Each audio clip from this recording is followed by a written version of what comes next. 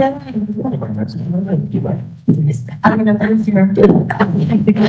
go ahead and do roll call. My name's Clara Rodriguez, Chair for the commission. Present. Marina Moreno, co-chair. Gerardo Montemayor. Raul Medina, Secretary Present. Dr. Toledo Miguel. Catalina Guerrero. Brenda Caldwell. Ana Guerrero. Juan Hurd. Guillermo Walls. Erica Lopez. Villena Gonzalez. Alexa Huerta. Elizabeth Alonso Villarreal. Mary Savannah. Adam Gutierrez. Oscar Molina. Sharon Castro. Jessica Weiss. Thank you so much. Welcome everybody. Just make sure that you've got an agenda and you've signed your name up at the front. There is another sign-up sheet going around for the presentation that we're going to have on behalf of SCAN. So if you can please sign that one too. And if it's been overlooked, just make sure that you let Maria or myself know so that we can go ahead and get you those sign-up sheets. Thank you again so much for joining us. We are going to go ahead and continue with public comments. Maria, do we have anybody sign up for public comments? Thank you. We do have the approval of minutes. Everybody who is a commission member should have it on the left-hand side of the folder. So if you can please look at it and vote with 11-9, 12-14, and 1-11 and 3-8. We get a little bit backed up. But if I could get an approval for the minutes that have been pending. Do I have a first? For questions or concerns? I have a first by Alonso. Ms. Marina will second. All in favor? Any opposed? Motion passes. Minutes approved as written. Thank you. Moving on to administrator's report. Mr. Walls. I have nothing to report. Honestly, it's this is a very difficult day to report. Next Friday will be my last official day with the City of Laredo Health Department. After 25 years of service to the community, I'm retiring. So I'm excited, and at the same time, I'm a little, I'm gonna miss it. So thank you all. Thank the members of this committee. I've learned so much from all of you. And, you know, I really love this committee. With y'all's permission, I'll probably still sit in on the meetings because if you would have asked me 5 years ago, you know, what the Drug and Alcohol Commission is, I probably would have known, you know, would I ever be on it? No, probably not. And now it has spoken to me, and I support it. I support you all as members. You know, if you guys ever have a chance and Marina has an opportunity to present, please go listen to her presentation. It does something to you. As a daughter of two, as a father of two daughters, it spoke to me. Thank you so much for sharing, and thank you all. So this is my last official meeting as City of Laredo Health Department liaison. After I'm gone, well, the next meeting, Erica Lopez will be the next liaison, and honestly, she's so much smarter than I am. So you guys are in great hands. She has my phone number in case, you know, she needs a little bit of guidance, but I don't think she will. So thank you so much. And, you know, I'll be here if you all need it. Mr. Balso, it's been bittersweet on behalf of the commission. We appreciate you being the liaison for the Drug and Alcohol Commission. You are definitely more than welcome to join us, and we'd love for you to actually join us as you've been critical in having to organize these things and plan ahead with the detox facility. And I'm sure that Erica will do just as great of a job. Does anybody have any comments for Mr. Walls?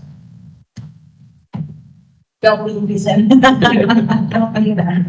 Well, thank you so much, Mr. Wall. We do appreciate, again, the support that we've gotten from you, the process that we pulled together. Thank you.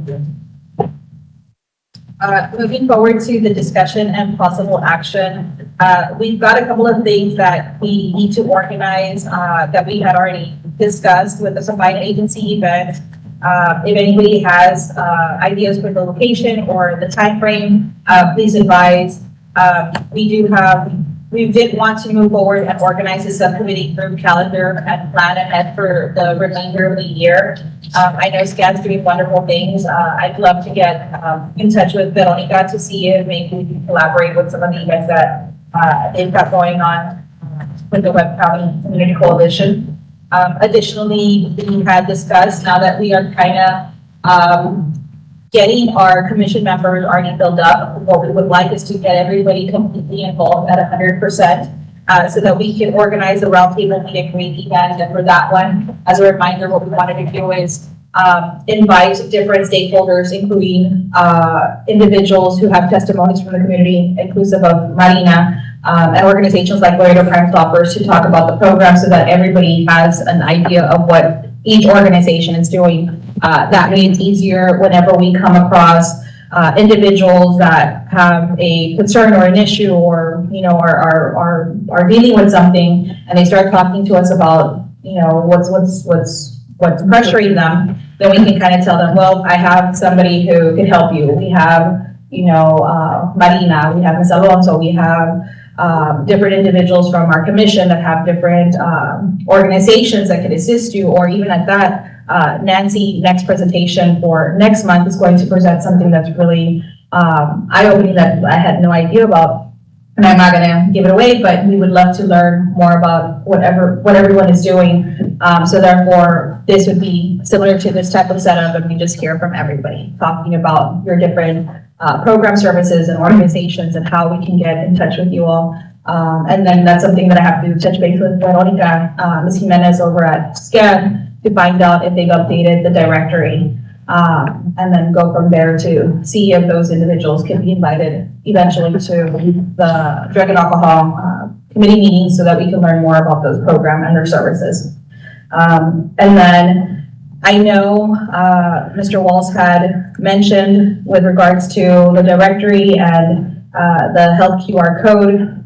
There's a city public health QR code that is on different poster boards and different flyers, and they wanted to get a vote to update the information to include the overdose campaign and the resources. Erica, Mr. Walls, will you? Sure. So I know this past week we had another overdose campaign. So thank you for SCAN, thank you for Fire, and thank you Marina for being there and supporting the overdose campaign. I know the numbers of overdose continue to increase. I know this past weekend we saw it in the news, we had 2 deaths due to an overdose this past Easter weekend. So we're still trying to promote all the efforts that we can out there to get that information going.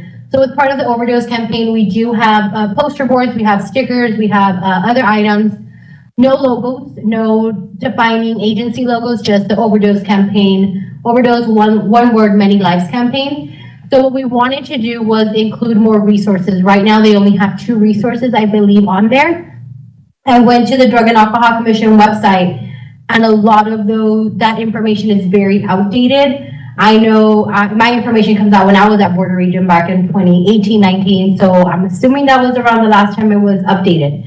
So maybe I was wondering if we could update that, new contacts, new programs, and that way we can include that in the QR code. So any events that we have, the QR code will be there. Schools has it. Anybody that wants a poster board, they can go ahead and get one. When they scan it, all the resources would come up there.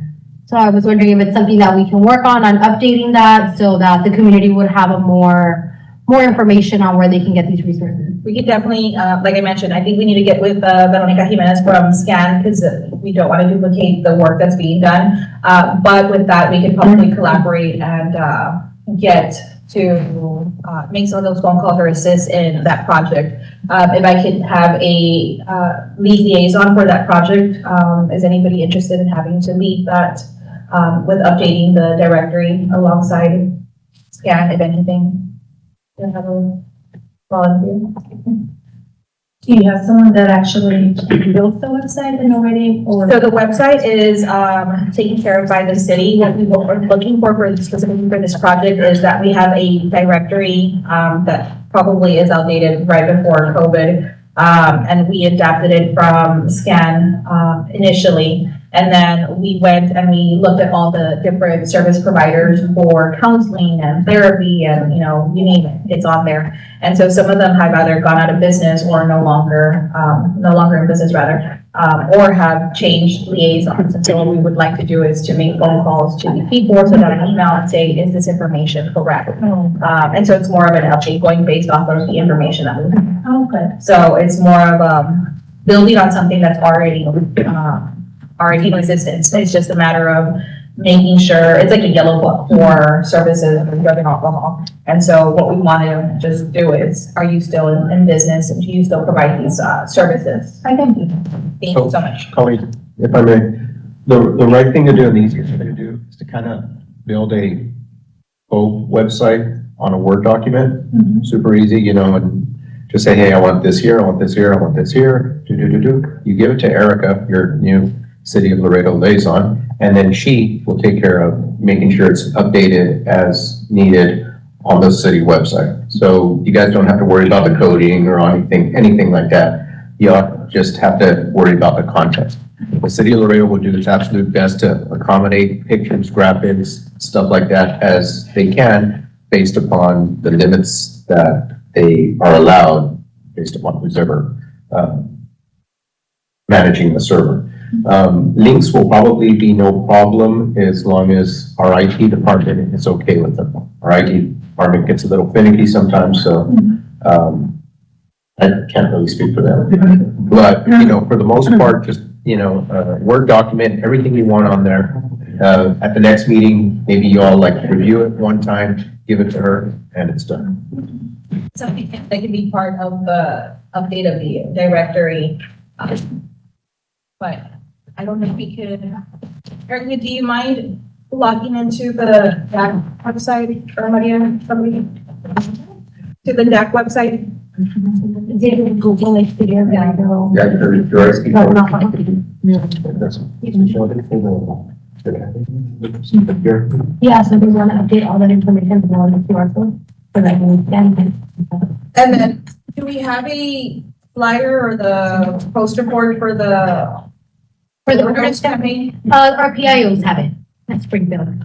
So, Well, I can see it. but they're saying that the QR codes don't work. Yeah, it's pretty good. Okay, Yes, all right. So that, Mika, is our current, and everybody, that's our current, website. And then on the bottom, we do have a clickable link for the directory. And that's a directory that we would want to get updated so that that gets, updated to the QR code.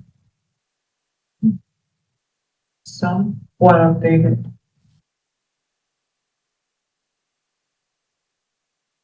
Or somewhere there. It's not a good site.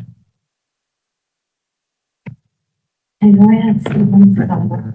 Mhm.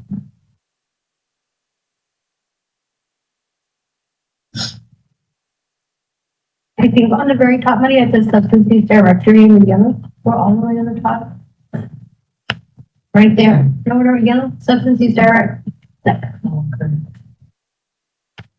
Because we had a volunteer at one point, updated, and I think they had Cameo, collaborate with it, and they went, and they made the phone calls, and so it was updated based off of that, but as Erica mentioned, there's some stuff that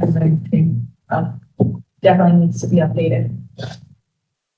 And in essence, this is what we would do with the roundtable meet and greet. We would try to get every organization that's on here to either come in and present, either at a 1 day, half a day, or come in throughout the year to learn more about their services so that we know exactly what's out there. So that again, I think I'm a firm believer that having to go and do outreach events and meeting with people one-on-one, that's when we maximize on the impression that we make on someone. And that's when people are able to retain that information and utilize it, as opposed to picking up a flyer and just reading it. You know, I think it really does matter when somebody hands it over to you, talks to you about it, and tells you what program services are available for you.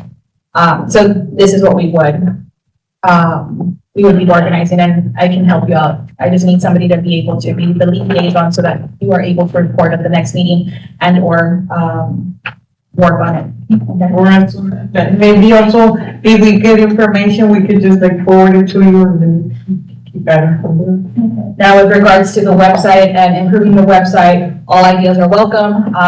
But I don't want to have to say like next meeting, right? Because then it never comes. So, with regards to the website, if there's any comments or any, suggestions for the website, I will send an email, which Maria will lead, and then you can reply back to that email. And then, we'll go back and we'll start building it and then hopefully, getting the city to reflect that. And then we'll do it that one time and then we won't change it until maybe next year. And then hopefully have all this updated. And then as we have events or that we have, events from other stakeholders, then we can go ahead and include, but, we'll try not to move it too much, but leave it like that for, accessibility and the look of aesthetically, meeting so people can log in and take a look at it. So I have a motion to approve, Nika and the updating of the website and the, directory. Do you have a motion? Motion. Nancy, I have a first by Nancy. Do I have a second? I'll second. Earl, second. All in favor? Any opposed? Motion passes. Thank you. Moving on to the detox facility update. What do we have, regarding? Everything is on schedule for sometime in May for delivery. That's it. Have they pulled the permits out yet? I'm not sure. That's a Cook County Luis Perez Garcia question, but For operations, I thought the city was gonna pull the permit. I'm not sure about the whole little things. I'm sure it has something to do with the certificate of occupancy. Yeah. But as of that point, well, either way, I'm sure they're like 2 months away from completion, so they don't have the permits. I wouldn't imagine that they wouldn't have the permits actually. So they're just finishing up some little details. We've started ordering equipment like crazy. And as you all saw on the city website, they're hiring a detox director. Thank you very much. Any questions? Alrighty, thank you.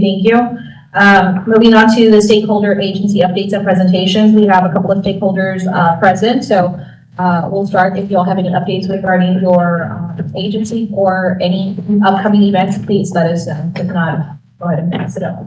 No updates? No updates? No, please. No updates on your side?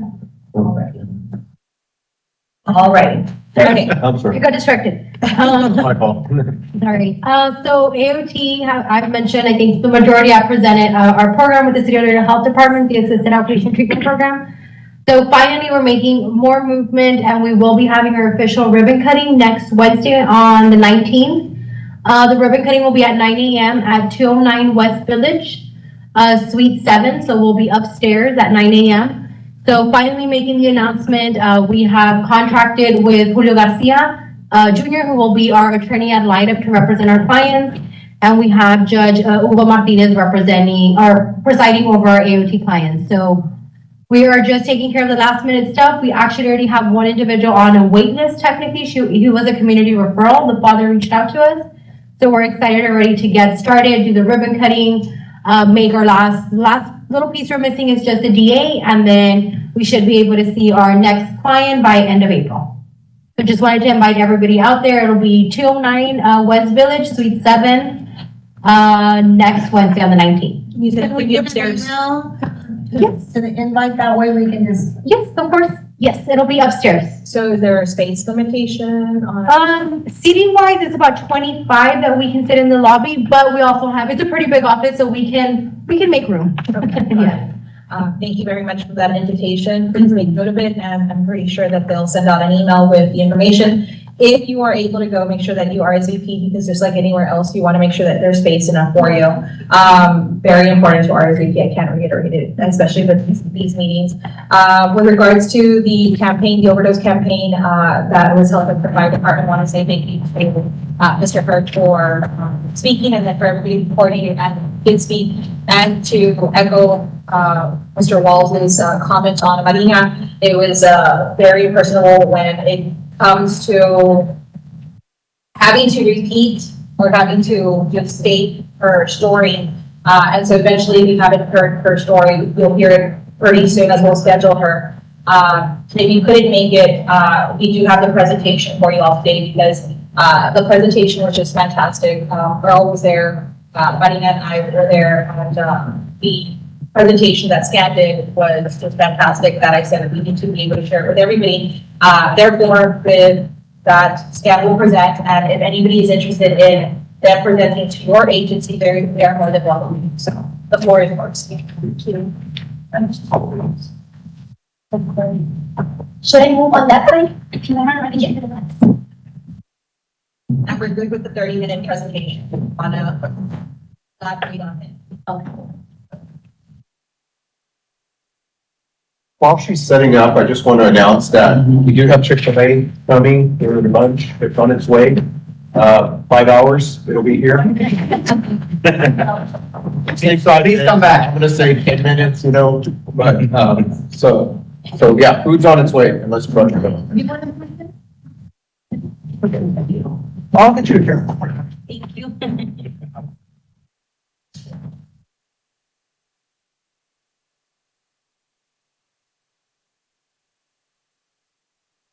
While we set them up, we're looking for somebody to offer to donate lunch next time, next meeting. If we do not agree to somebody who would donate lunch, then we are definitely not. Lunch will donate. Oh, sorry. Okay.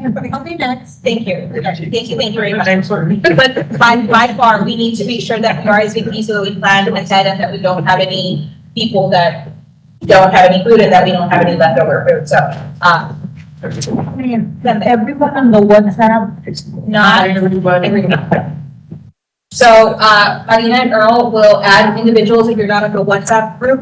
And I think that's where people, the majority was RSVP. We do need to be able to RSVP to the email that Maria is sending to the calendar event. And then the secondary form of RSVP will be the WhatsApp group. So at the end, we'll go ahead and take down everybody's information if you are not on there because it's easy communication for everyone. Thank you. Go ahead. Well, everybody, good morning. My name is Caroline Castro, and I'm the community health worker for Canada Program, which is the Shopping Center. I want to apologize in advance for my voice. That my allergies are kicking me today. So if my voice goes away a little bit, I'm going to apologize in advance for that. And I'm here with my wonderful colleague, and his name is Oscar Molina, and I'm director of Clara Pierres. And right before we really dig into the presentation, I want to speak a little bit about our program. All right, we're located down at 1303 Seymour Avenue. I like to give the point of reference, the Peter Purpose on Guadalupe, just around the corner. We're in the White House, right?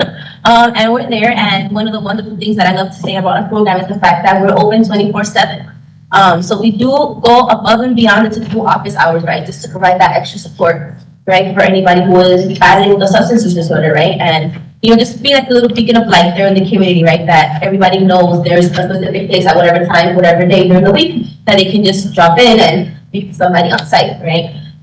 Also, one of our other main missions, right, is to do exactly what we're doing today, which is providing the Narcan training. Because we really do know how important it is, especially right with the numbers coming out that our overdoses are increasing. So it's really important for us just to get this information as much as we can out there. All right, we're going to start off with the real basics, okay, really basic. And we're going to start with what are opioids, all right? An opiate is a synthetic version of an opiate. An opiate is any drug derived from the opium plant. Today, opiate is the umbrella term for both opiates and opiates, whether they're synthetic, semi-synthetic, or natural.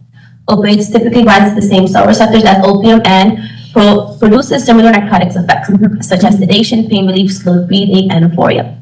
Some opiates are opium, morphine, and codeine. Some semi-synthetic are heroin, hydrocodone, hydromorphone, oxycodone, oxymorphone, and buprenorphine. And some synthetic opiates are fentanyl, methadone, and tramadol. Something that I learned not too long ago, right, is the fact that sometimes somebody who is battling with a substance use disorder, right, they typically tend to abuse a medication that's over the counter, and it's Imodium. And I did not know that. And it's because inside of Imodium, there's an opiate agent called loperamide, right? So typically somebody who is, on that struggle tends to abuse, those medications as well. And right before I jump into our next slide, I want to talk a little bit about the opioid crisis, right? Opioid crisis started roughly around the 1990s, right? When, doctors just started prescribing opiates left and right, thinking that their patients were not going to get hooked on it. And the second wave is when, they started putting a little bit of limitations on those prescribed opiates, right? But those who were already hooked started to switch to what they thought was going to be the next best thing, which was heroin. Right? And then the third one is unfortunately the one that we're living in now, right? With the whole fentanyl thing getting completely out of hand. And another curious thing that I also did not know is the fact that the United States only takes up of 4.4% of the world population, right? So to put it in perspective, we don't take up that much space in the world, but yet we consume over 90% of the world's supplies. That's a whole bunch, right? And it really threw me for a loop when I figured it out, because it's not really until you do the research and dig in, and it's when you really know that we're living in a problem. Let's talk about a little bit about fentanyl. A little background of fentanyl. It was created in the 1960s by a Belgian chemist. It was looking for something better to replace morphine on the medical procedures, terminal cancer patients. So morphine was very powerful. And now fentanyl is 100 times stronger than morphine and 50 times stronger than heroin. There's a lot of questions about fentanyl. Where does it come from? Who makes them? Well, okay, it comes across every day over borders. Right now, probably there's someone from the criminal organization that are getting fentanyl into our country.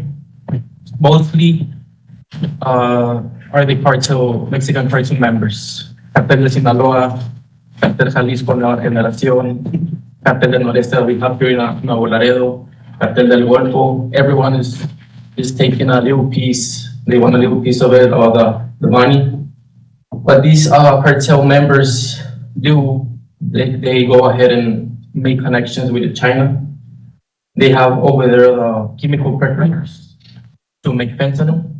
All these cartel organizations control all the main seaports in Mexico, which is Veracruz, Lázaro Cárdenas, Mazatlan. They go ahead and take these chemical precursors, and then they go ahead and just mix them together to make fentanyl and as much as they can. The problem with this is that they're not experts, they're not chemists, so they don't know about any quantity, milligrams, micrograms. The real problem is that they're making counterfeit pills, which they make the same exact pill, which the DA can recognize the real one from the counterfeit, such as Xanax, Adderall, Oxycodone, Hydrocodone. They lace even cocaine. PD already tested here cocaine from Laredo, and it's been positive fentanyl. That's the real deal, because our young generation, our young people are in that place where they want to experiment on drugs. Something that I like about we went to UISD and talk about fentanyl on our program with the STEP Academy students and parents.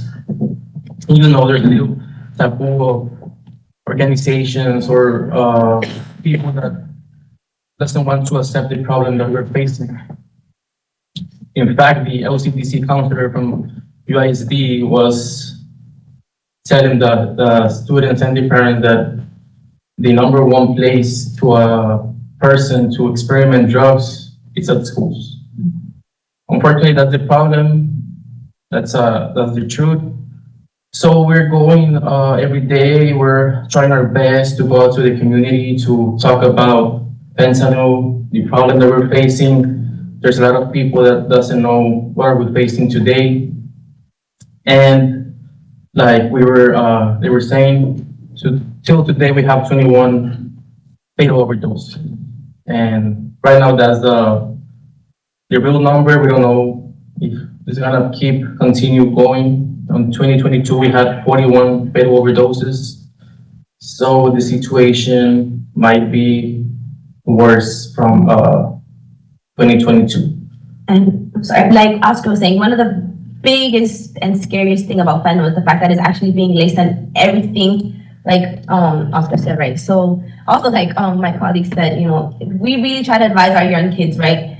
It's really not the time to experiment with drugs, right? Because, like there's a campaign that says one pill, right, could be your last pill, right? One pill can kill. So, it's really a detrimental time for them, just to really know about, fentanyl and the fact that it can be laced in marijuana and pain, Adderall, from anything to everything. And also the fact is, illicit, right? People, right? They manufactured fentanyl and other drugs, and it's unfortunately just for monetary purposes, right? They just want to get a bang for their buck because it does make their drugs more potent, right? And even more highly addictive. So it's really getting out of hand. And one of our biggest worries is that now, unfortunately, we're seeing some of our clients that are just switching to the fentanyl because in their mind, right, they're kind of seeing it like a bang for their buck, right? Because they have to purchase less, use less money, but get the biggest high and, the same effects as if they would, buy their regular supply. So it's getting out of hand, right? There's a lot of analogs of fentanyl. There's carfentanil too. It's like 10,000 times stronger than morphine and heroin. And one thing that the United States is experiencing right now with fentanyl is that out of the 50 states in the United States, 48, there's been these substance called cytosine, which is a horse tranquilizer. They're mixing it too with fentanyl, which causes necrosis on the skin. I was talking to PD and fortunately we don't have it here already. Hopefully we don't get into that chemical here, but yeah, it's a real problem right now. Yeah, one of also the biggest dangers of fentanyl is the fact that somebody who is purchasing their supply, it's practically impossible for them to know their supply is being laced with fentanyl, right? It doesn't have a specific color, it doesn't have a specific smell, it doesn't have a specific, design to it or a texture, right? So unless that person does have fentanyl testing strips, there's really no way for them to know that their merchandise is being laced with fentanyl, all right? It's another one of the biggest dangerous things. And just the lethal dose of fentanyl is just enough to cover the tip of a pencil. We do know how the tip of a pencil is really small, right? So just imagine, that small dose, right? How detrimental it could be to the human body. Mm-hmm. And now we're talking about, these cartels and whatnot, trickling into other substances. Like Oscar said, they're cytosine, but they're also using carfentanil. And carfentanil is actually used in veterinary medicine to tranquilize an elephant. So if that medication has the ability to knock down a huge elephant, imagine what that can do to our little bodies, right? So it's getting completely out of hand. And I don't know if you guys can really appreciate the picture on the screen, but there you can see, right, how little of amount of carfentanil, really needs to be mixed in other drugs for it to be completely lethal, right? Because we have heroin, we can see the amount, right? Fentanyl, we can see a little bit less, but with carfentanil, we basically can't see it. So it's even more dangerous, right? It's 10,000 times more potent than morphine and 100 times more potent than fentanyl. And now we're going to speak about the signs of an overdose, all right? And the first one is small constricted pinpoint pupils, falling asleep or losing consciousness, slow, weak, or no breathing, choking, or gurgling sounds. I really like to take a minute and emphasize a lot on that one because 80% of overdoses usually happen within a home, right, with somebody present. And that one tends to get looked upon because, let's say, the person who's battling with a substance use disorder, right, is open and honest to the people in their surroundings, right? So they do know that person is consuming. And let's say that other person goes in to check on the person and they say, oh no, he's fine. He's just knocked out because he's snoring. And that's a sign of an overdose, right? And unfortunately, many people do tend to pass away because that sign of an overdose tends to get looked over, right? Snoring. Yeah, snoring. Mm-hmm. Because it's their lungs just grasping for air. And then we have limp body, cold and or clammy skin, and discolored skin. Another thing we also like to advise is if we're kind of like on the edge, we don't really know if that person is unresponsive or not, we usually tell them to perform a sternum rub, which is super easy, just putting our hands in a fist and rubbing it up and down their chest bone, because that is really annoying. So that person will tend to respond, even if it's just a little grunt or a little movement or something, but a response is a response, right? And right before I continue with the presentation, I actually want to give a little story. that happened to me. I think it was a day before the overdose campaign. My other colleagues and I, we went to do outreach in the downtown area. And we were, with some officials from Bethany House. And we actually encountered a young man having an overdose. And it's, like I say, right, I've given this training. I don't think I can even count how many times I've given this training, right? But I've never actually, was in a situation where, I saw the signs of an overdose. I saw the young man on the ground, right? We had to administer the Narcan. And one thing that I can really say is the importance of staying calm, right? I know it's easier to say it than to actually maintain calm when you're in that situation, but you only do have a couple of minutes to save a life, right? So it's really important. We can deal with our nerves after we save the person, right? So luckily, right, there was Narcan available, and my colleague Sebastian, he knew exactly what to do, and he administered Narcan to the young man, and he came to, and then EMS arrived, and they continued to do their magic, right? But it's that important thing, and knowing the information and carrying your Narcan and putting our nerves to the side and knowing exactly when to react, right? So we're gonna speak about naloxone. You may hear us talk back and forth. What is Narcan, naloxone, Narcan, naloxone? But Narcan is just the brand name behind the medication. The medication is naloxone. And it's a life-saving medication made of a synthetic drug that can reverse the effects of an overdose from opioids, including heroin, fentanyl, prescription opioid, and prescription opioid medications. It can restore normal breathing within 2 to 3 minutes. Any person whose breath has slowed or even stopped as a result of an opioid overdose. Nearly 50,000 people died from an opioid-involved overdose in 2019. And one study found that bystanders were present in more than 1 in 3 overdoses involving opioids. Right, so here we really see the importance of, having this information and, just carrying our Narcan, right? Because unfortunately, there's like this negative cloud surrounding the use of Narcan. Many people see it as, oh no, you guys are just enabling enabling drug use, right? That's completely the opposite, right? Unfortunately, we had a situation like that when we did give one of our trainings, and I understood her from a certain point, right? Because I understood her from a mother's point of view. But like I told her, there's this other part where we really need you to understand that unfortunately, this problem with our opiates, right? It may be here for goodness, God knows how long, right? So it's more for, just to have this information and be accepting, that there are ways to reverse an overdose, right? Because that's the main thing about it, right? Unfortunately, if a person passes away, we can't continue to help them, right? So why not use a medication that could completely eliminate, right, the negative side effects from an opioid, right, overdose? And naloxone is actually available in 4 different forms. One of them is a multi-step nasal spray, a single-step nasal spray, an intramuscular injection, and an auto-injector. Sorry.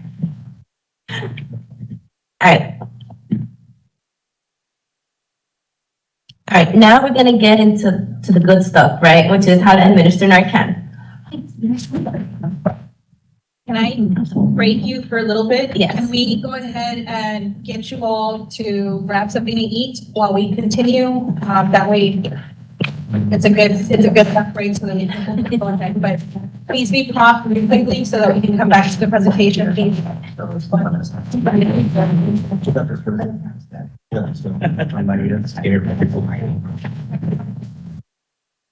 Grab your, don't be shy.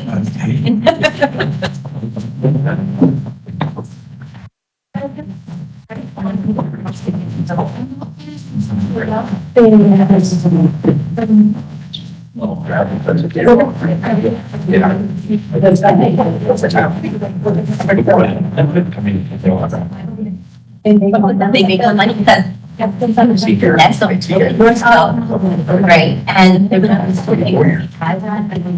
so they get the population to get more, right? So, well, things will know the negative side. But what is in their mind? I have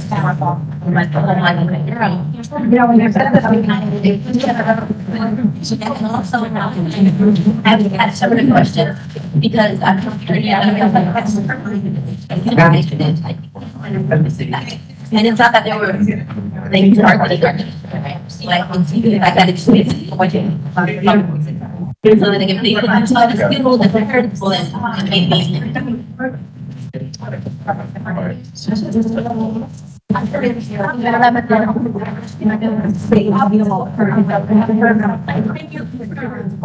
Yeah. Like to have a plan going on there. Training, but I don't think maybe I think it's going to. And then there's many others who are very right. They don't think they would. How long was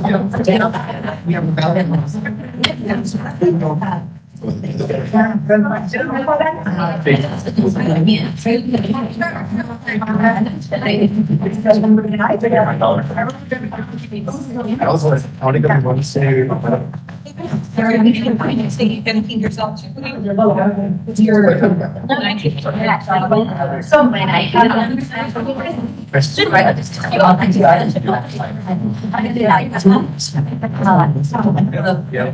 walking. I'm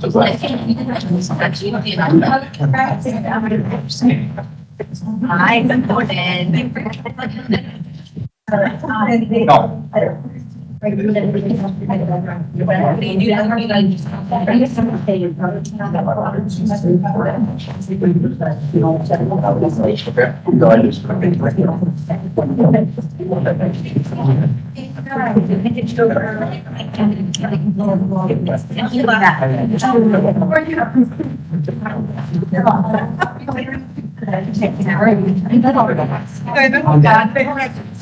Yes, I remember like that city.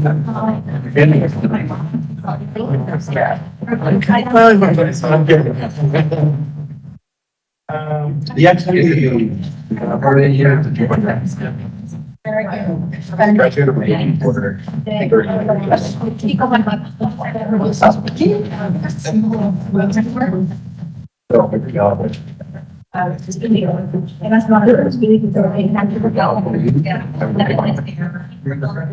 Like a bread.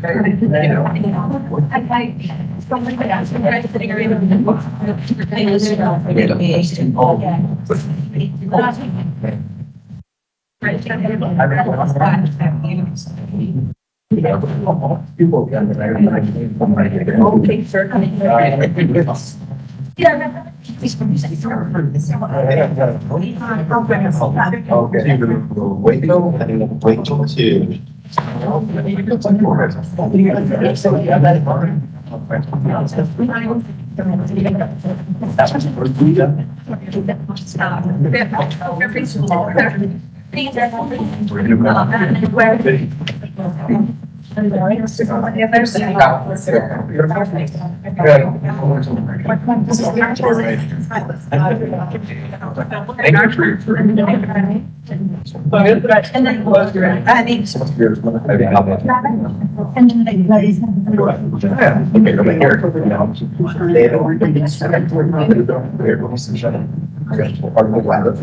Yeah.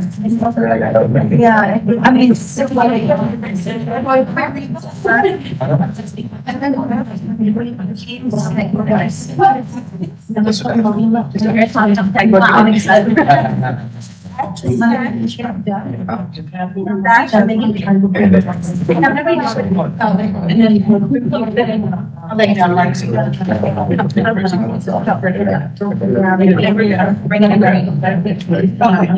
I gotta even know everybody.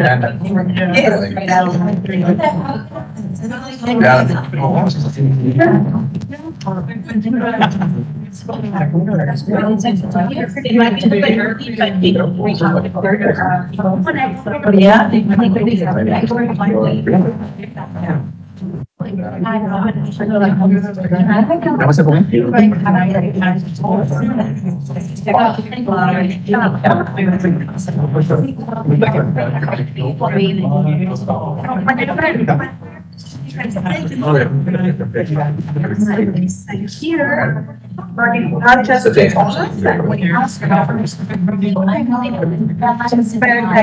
that's gonna actually nice. The presentation. Grabs for them, because I think it's As part of.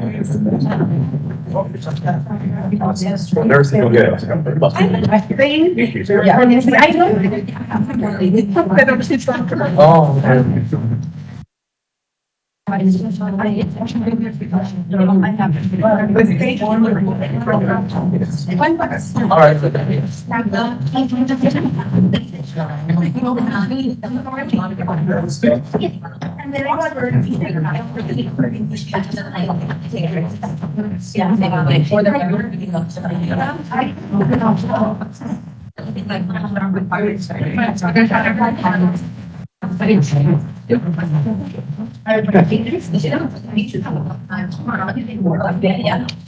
Nice to you. I'm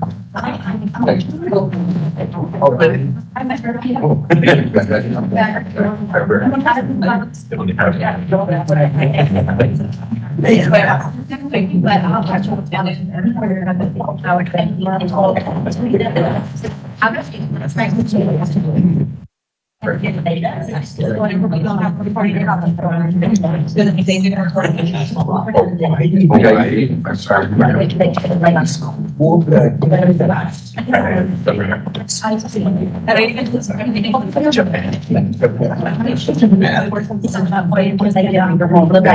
Yes.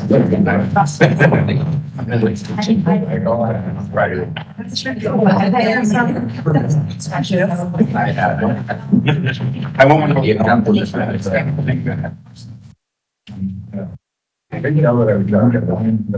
So they have.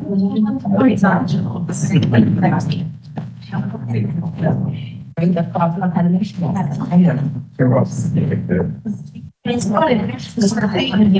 Yes.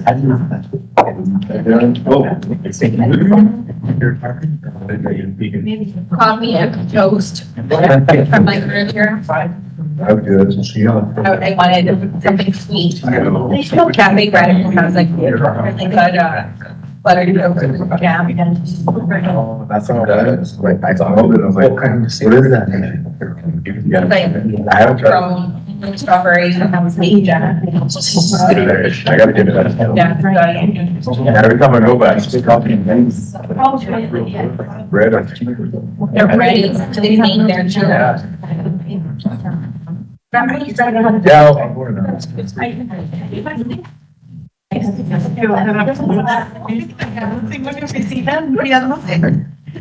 So what?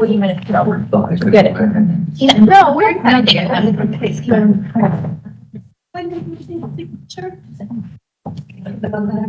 Make sure that we get your signature on both papers. There's a signage sheet up at the front, and then Ms. Guada has the other signage sheet that's very important for funding presentations and anything else that's free resources. So make sure that you all sign in. Ms. Castle, you had a cruise, I'm sorry. No, go ahead. All right, so now we're gonna get to the really good stuff, right, which is how to administer the Narcan. Before I show the official video of Narcan, I like to give like a little quick start, right, tutorial, because, you know, I really like to give that double whammy of information, right? So, let's say we witness, we recognize one of the signs of an overdose, right, and we have Narcan available. So the first thing that we're gonna do is we're gonna lay that person on the ground if it's completely possible, right? We're gonna lay them on the ground. Once we lay them down on the ground, we're gonna put our hands under their neck.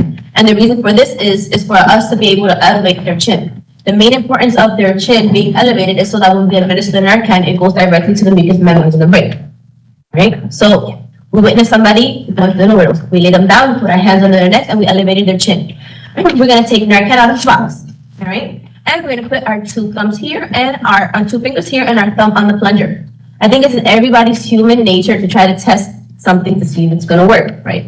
Because I'm like that myself. You can't do that with Narcan, all right? Because there's a high possibility that you can waste all of the dose, all right? So it's, you know, it's ready to go, right? With just one shoot up. So don't try to test it, all right? So we took the Narcan out of the box. We put our 2 fingers here and our thumb on the plunger. We're gonna put it inside the person's nostril, all right, and we're gonna push the pink button completely up. As soon as we do that, we're gonna put them on their side as if they were sleeping. Well, we call that the recovery position, which is basically just, you know, us rolling that person on their sides with their hands under their face and their knee bent forward.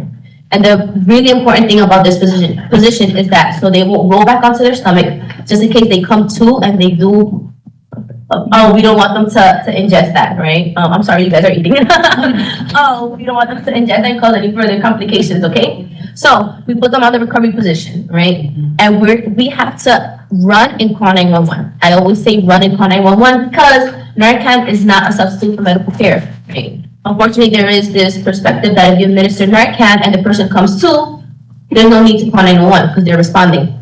But many people don't know is the fact that Narcan has a lasting effect in the body ranging from 30 to 90 minutes. So if there is that high possibility where Narcan can wean off the body and they can fall back into the overdose. All right. Also, another thing that we say we have to run and call 911 is because as much as we would love to be psychics, that will solve all of my problems. We don't know if they're overdosing from an opiate or not. All right, so that's why we say, we do administer Narcan because there is no harmful side effect to administering Narcan if that person is not overdosing from an opiate, right? I can administer it to my colleague right now or myself and nothing bad is going to happen. Because it works directly with the opiate receptors that's in the brain. Okay? I was gonna make that correction. Yeah. Also, it's completely safe to use in any age groups, right? So, we can use it on those younger in age, like toddlers, kids, and those older in age, right? Like I said, there's no negative side effects. The only moment that we can see a negative side effect is if that person is specifically allergic to naloxone, right? If they're specifically allergic to naloxone, well, then, they might have this adverse reaction, right?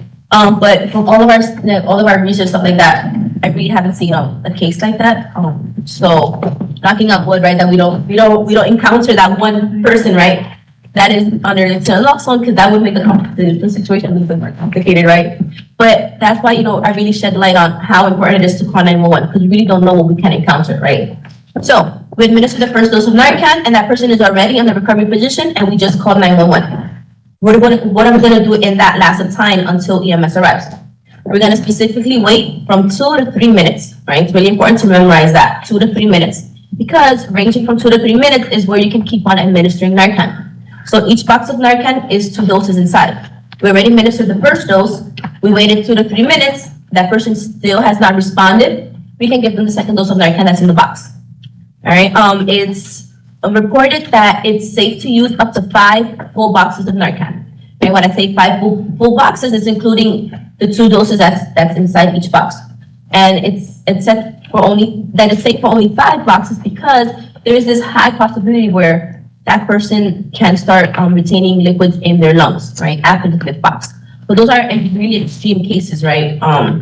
But that's why, again, I say, the parts of calling 911, because hopefully, EMS will already be there. We wouldn't have to keep on administering Narcan because we already called 911. Now, another thing I always like to say, and it's important for you guys to always keep in the back of your mind, that if that person does come to, and if that person has been opiate dependent for a really long time, there's a strong chance that my person might wake up a little bit irritable, right? Because they're going to start experiencing withdrawals. It can be at the moment, right, automatically where they start experiencing withdrawals, or it can show up within 24 hours, right? Every person is different. But that person can be irritable, and why? Because they're going to be mad at you that you took them out of their hand. All right. They can start experiencing, the fevers, the sweats, chills, everything, all of the symptoms for withdrawals. And also, I really say, if the situation is safe, right, because we also have to look for our safety as well. If the situation is safe for us, it's really important for us to stay with that person until EMS arrives. Because there is this high possibility where they're going to feel okay, right? Because, you took the effects of the opiates out of their system. So they feel that they can go and consume and, and use what they're already using because they feel clean. But that's not the case, right? It can even cause even further complications, right, to another shock to the system with the naloxone, with the opiates that are already there, and now more opiates, can wreak havoc on their system, right? So it's really important for us to stay with them if the situation is safe, right, until EMS comes, and then EMS takes them and they finish doing their magic, right? So yes, without further ado, I'm going to show you guys the official video.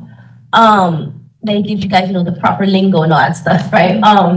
Also, I want to mention quickly before I press play on the video, I get this question a lot. And it's the fact that if we can use the same nostril when we administer the second dose of Narcan.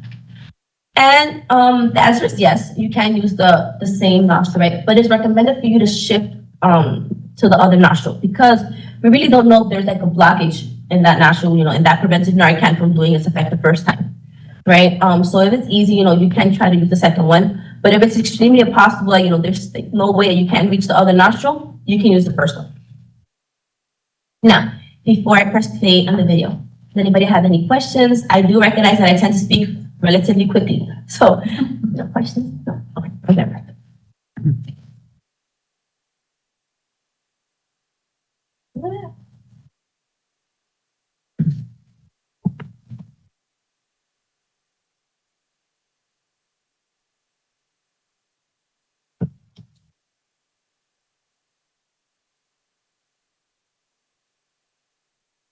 I think you're supposed to press yes. I think you're supposed to press yes. Oh, it was just, okay, let me try again.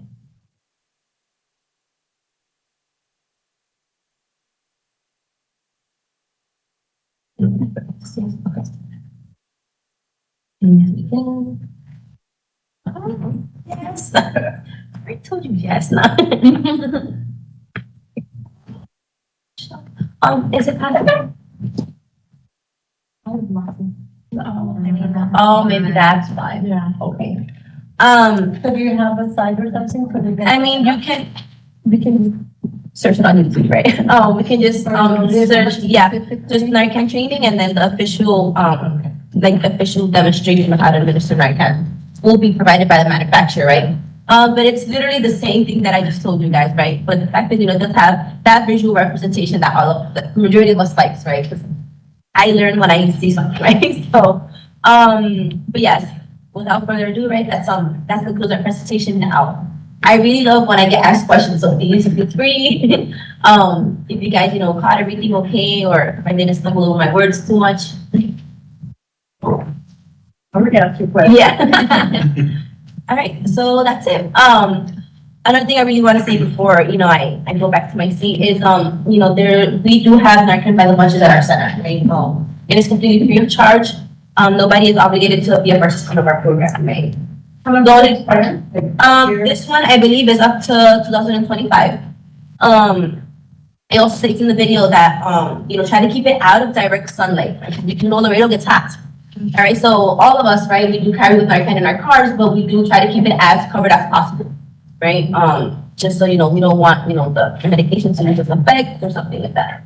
But let's say if it does go beyond, like, the expiration date, I don't recommend, right? I don't recommend nothing being used after the expiration date. But the only thing that I actually, figured out during our research is that it will just lose its potency. So let's say maybe like these 2 doses won't be the equivalent of just once, right?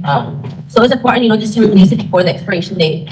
And like I said, we have 5 bunches at our center, right? So, you guys can, call us or something like that, request a training. And for any walk-ins that do come in, the training does not last no more than 10 minutes, right? We give them that short version, even though everybody has something to do, right? You don't want to take up that much of their time. Yeah, and we're open 24/7. So, if anything, I think our program director left our brochures on the table, there's our contact information. So, any other questions, or you guys need Narcan or something like that, you can just give us a call and we'll just have that help you guys, right? So, thank you so much. Thank you. Thank you. So on the way out, you want to stop, if there is, Oh yeah, we have Narcan today. So, as soon as we're done, you guys can, come to us, right? And we'll just provide you with the Narcan. Thank you. And it's very important. So while some of us were actually at the presentation for the overdose campaign, and we got the presentation here, I think it's very important. Education is like, you can never get enough. So the more that you get to sit through it, eventually you become that person that saves a life because you've already seen it, and it's been repetitive to you. So not until you put it into action, and that's when it's really going to count. But the more that you get exposed to it, the more that you're able to talk about it, and that you have the Narcan available for you, right then and there, it can be, very, very important, very critical. Now, SCAN is doing these presentations, but it is approved by the fire department. The fire department did share that SCAN has the employees by the masses, and then you're all going to this whole different agencies to do these presentations, but it is also available through the fire department, right? The presentation is also available through the fire department? Yes. The only thing we tell them is if they want Narcan, Yeah, We refer them to SCAN because I know that they have to do the presentation if they want the Narcan. got it. Okay, so then that's very good information. So those of you who have been considering or will consider in the future, I know Dr. Dominguez works at the school, so if you were going to coordinate any presentations, coordinate them through SCAN, they are available so that the teachers and or staff members are able to receive that Narcan for them. Any questions or concerns from anybody? I think they're here, so ask the questions that are very important that you're able to share or learn more about the presentation. So you all are open 24 hours for phone calls or? And vocal and on-site as well. So anybody can just come on in and gonna be staffed there waiting for somebody. Is there a hotline or is there a direct number? Yeah, our direct number, which is the one on the brochure, they can call and at whatever time during the day, Saturday, Sundays, whatever, somebody's gonna be. So if we have students and credit that they're at home and it's a weekend, they can call you? Yes, they can, yeah. I think you mentioned that there was somebody that actually like stopped by, right? Like they were like. Oh my goodness, yes, thank you for reminding me of that. We actually had an experience not too long ago. But it was my program director with my other colleague Fatima that they encountered it, right? It came, I always say it was like it came out of like a scene of a movie, right? Because that person came screeching into the center. Like his car, like he came like barging into our center and he was like, oh, like I need Narcan, I know you guys have Narcan, I need Narcan now. And then, you know, my colleague was like, you know how to use it? Just do this, like super quick, right? Because he was in that urgent rush. And then it came, you know, he told us that that was his second overdose service that he encountered in one day and that he had to use Narcan. So it's kind of scary, but in certain, and I guess maybe, I don't want to say silver lining, but something positive, right? The fact that, you know, the community is slowly starting to know there's this place where I can just barge and get the Narcan and leave también, right? So, I mean, we saw it as a good thing in spite of something so bad that was going on. And talking about counterfeit pills, that we're talking about that. Actually, one person went to the drop-in center. He was telling us that he overdosed. He thought it was a Xanax bar, but in reality it was fentanyl lace. So he overdosed. Gladly, his mother had Narcan with her, and she saved his life. But when he went to the hospital, they told him that he was positive for COVID. And see, there's no way of knowing unless there's those test strips, right? Thank you for that information. Any other questions or? Just real quick, I know Clara and SCAN has the big mother load of the Narcan, but there's a website called morenarcanplease.com, and you can get a couple of doses. And I guess the more we have out and the more people know about it, the more probability somebody can be saved. And I know for next meeting, we will be inviting Pillar and we can get that coordinated. I know that they have a new program or they have something or other. Yeah, yes, hello. Yeah, it's Project PAW. It's also a harm reduction program as the drop-in center. We do offer Narcan as well as other harm reduction tools, like safer sex kits, safer smoke kits, things like that, that can help any individual who is engaging in substance use or at risk. So we could set up to present. Could we do a presentation for next month? Because I heard about it at the overdose campaign and I said it's something that would definitely benefit the commission members to learn more about it because it goes hand in hand in that. And that's what we're trying to do. If you are creating or promoting or have a service that is able to help the community, then the more that we know, the better it is. That, again, I cannot say when we engage with people and people start talking, we can always say Pillar or. Yeah, Laredo is very, very big and it's one program, one agency could not cover the whole Laredo, Texas and the other surrounding counties. So it is very exciting, right? Although this is a very difficult time for a lot of individuals to know that there's a lot of support when it comes to law enforcement, when it comes to commission members, community members, that people are open and willing to be educated and to learn more about the opioid crisis and any other substance use crisis that we are facing. Great, thank you very much. If there are no other questions, thank you for coming in to do the presentation. I think you're probably, you're more than welcome to join us so that you can give us an update on the presentations that you're doing and or having to network with other agencies to be able to coordinate those presentations. I know, I'm pretty sure Dr. Dominguez is gonna schedule you all in there, and I know Miko had mentioned that she was going to ask her son's school to see if a presentation can be done. And so again, the more the better, because the information is out there. I don't think we can ever be too safe. So thank you very much. Round of applause for staff. We had scheduled a presentation with the Prevention Resource Center. I don't know, are they? Yes, I'm online. Okay. Mr. Gatsa, can you hear us? Yes, I can hear you. Okay, we're just gonna go ahead and higher the volume. Thank you so much and I hope you've learned too. Because you've been logged in. Thank you. I appreciate you taking the time to join us. I know that we have previously had a presentation from the Prevention Resource Center before.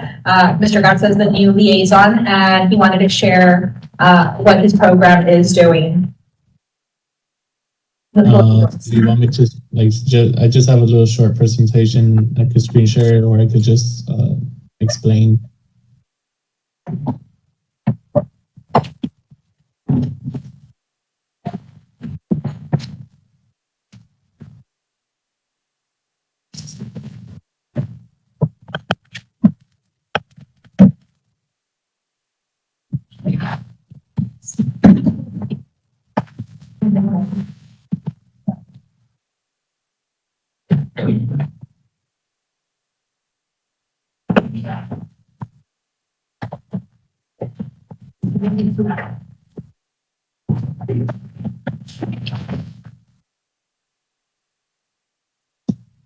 Can y'all hear me or no?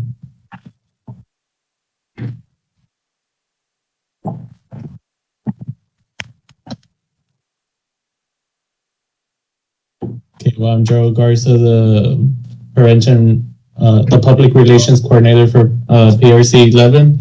We cover the Region 11 here in South Texas, which is 19 counties.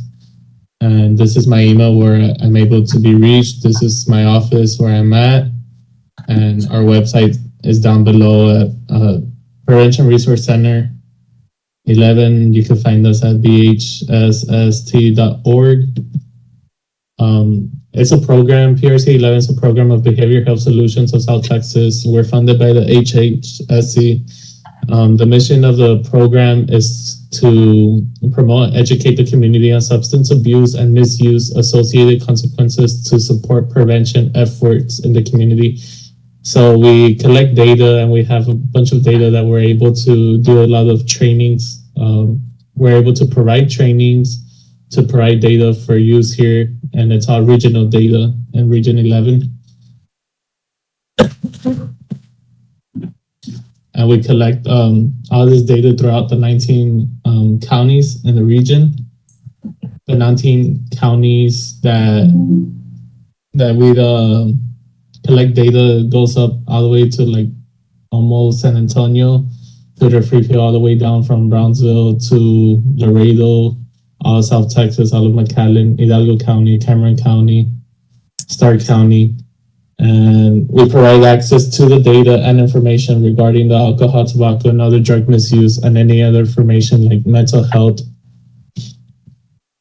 We create fact sheets. We do a lot of data dissemination, and we get our data from focus groups, and key information interviews for data collection.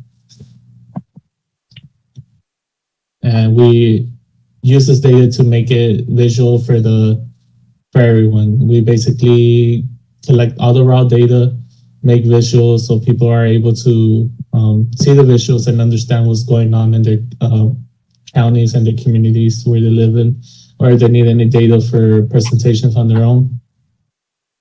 All this data is basically collected and then is sent in the regional needs assessment to the state. The regional needs assessment is where the state looks at basically all the data that we collected from the Texas school surveys And then the state uses this to know what type of grants and programs then we are able to provide.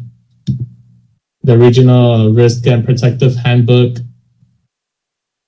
is designed to reflect the information presented in the regional needs in a user-friendly format. So here in this handbook, you're able to find a lot of protective and risk factors associated with drug misuse and drug abuse in the county, and a lot of data that's out to the public so people can understand what's going on.